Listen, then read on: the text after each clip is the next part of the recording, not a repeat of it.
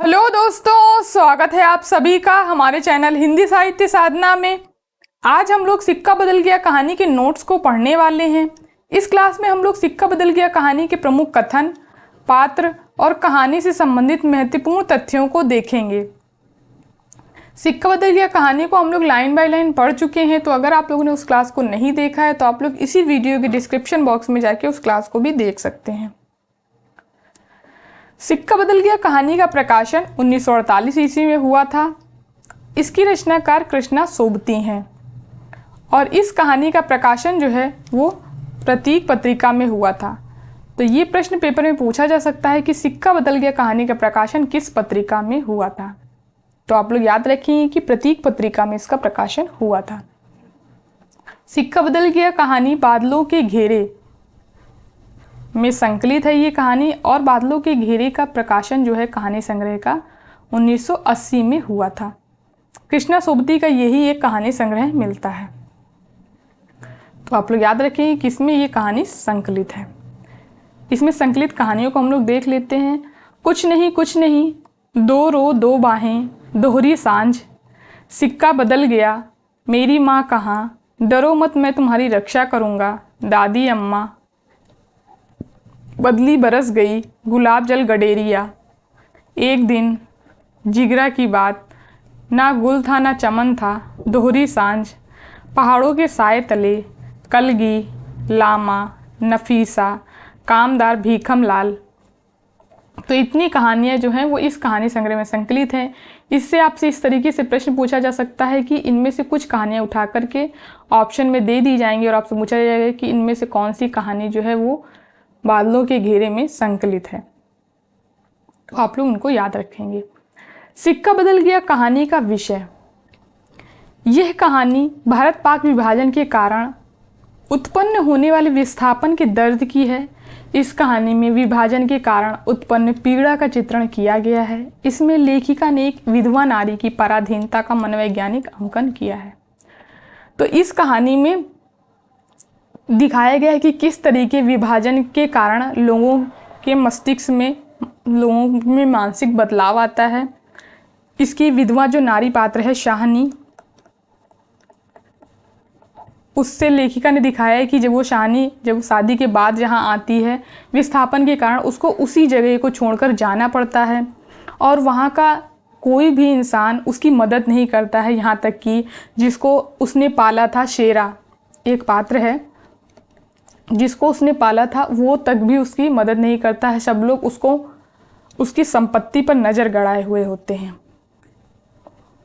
तो ये जो है इस कहानी का विषय है। अब हम लोग इस कहानी के पात्रों को देख लेते हैं। इस कहानी को आप लोग मेरे टेलीग्राम चैनल हिंदी साहित्य साधना पर भी जाकर पढ़ सकते हैं। वहाँ पर मैंने इसकी PDF को शेयर कर दिया है।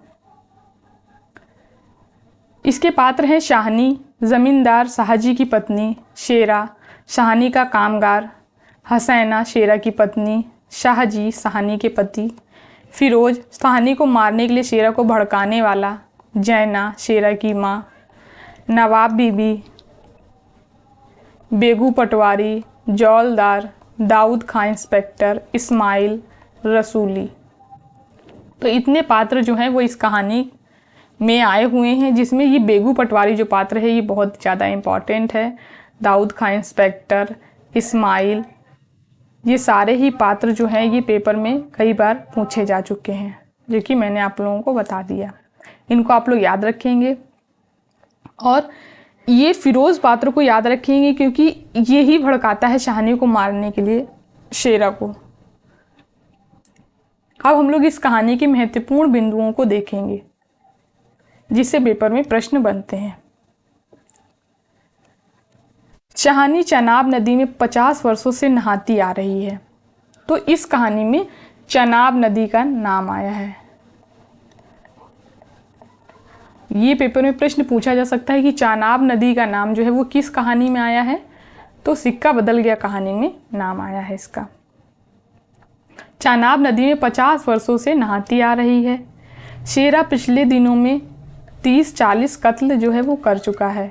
शेरा की माँ जैना के मरने के बाद शेरा को शाहनी ने ही पाला है। फिरोज के भड़काने पर शेरा शाहनी को मारने के लिए तैयार हो जाता है, लेकिन शाहनी को देखकर उसकी पिछली बातें याद आ जाती हैं उसको, जिससे वह उसको नहीं मारता है। तो फिरोज जो होता है वो शेरा को भड़काता है कि वो उसको मार दे, जिसके बाद वो लोग उसकी संपत्ति को आधा आधा बंटवारा कर लेंगे। लेकिन शेरा जब उसकी तरफ देखता है, शाहनी की तरफ, तो उसको पिछली बातें याद आ जाती हैं कि वो किस तरीके उसने उसको पाला है। जबलपुर में शाहनी के नाते रिश्तेदार वाले जो रहते हैं, और जबलपुर में ही आग लगती है। आप लोग इसमें कहानी को जब पढ़ेंगे तो यहाँ पर आग लगती है। तो स्थान भी आप लोग याद रखेंगे, जबलपुर का जो है नाम इसमें आया है। दाऊद खां की मंगेतर को शाहनी ने मुंह दिखाई में सोने के कर्णफूल दिए थे। शाहनी ने भागो वाली मस्जिद बनने के लिए दाऊद खां को 300 रुपये दिए थे। तो ये पूछा जा सकता है कि भागो वाली मस्जिद बनने के लिए दाऊद खां को शाहनी ने कितने रुपए दिए थे? तो 300 रुपये दिए थे। दाऊद खां ने शाहनी से हवेली से निकलते वक्त कहा था कि कुछ सोना चांदी अपने साथ ले लो। तो ये पेपर में प्रश्न पूछा जा सकता है कि अपने पास कुछ रखने के लिए किसने कहा था शाहनी को हवेली से निकलते वक्त? तो दाऊद खां ने कहा था।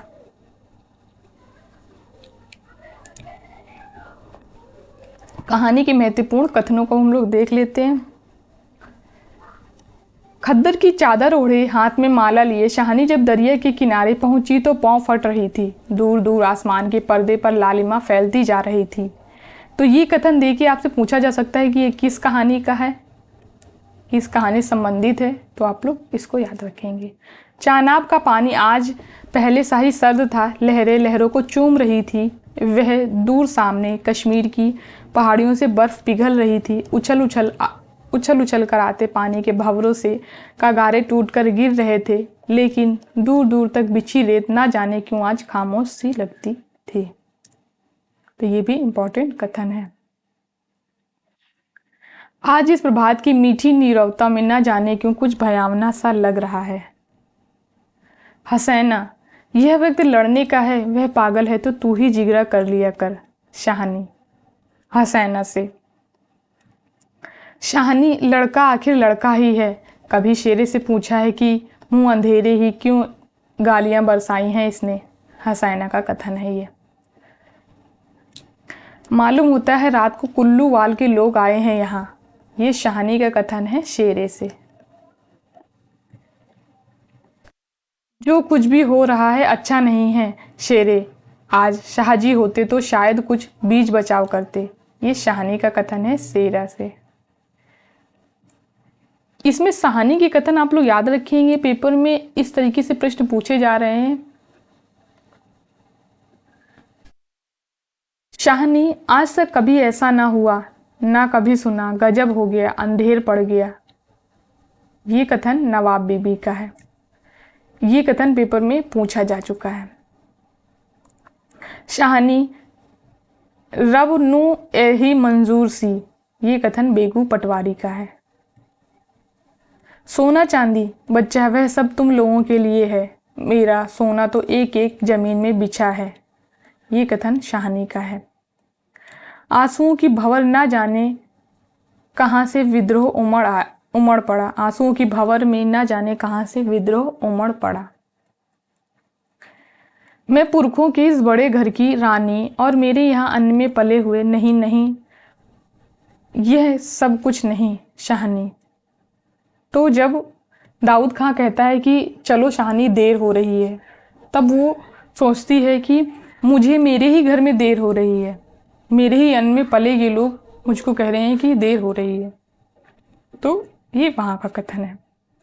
क्या गुजर रही है शाहनी पर, मगर क्या हो सकता है, सिक्का बदल गया है। बेगू पटवारी का ये कथन है। शाहनी, कुछ कह जाओ, तुम्हारे मुंह से निकली असील झूठ नहीं हो सकती। इस्माइल का ये कथन है। शाहनी, मन में मैल ना लाना, कुछ कर सकते तो उठा ना रखते, वक्त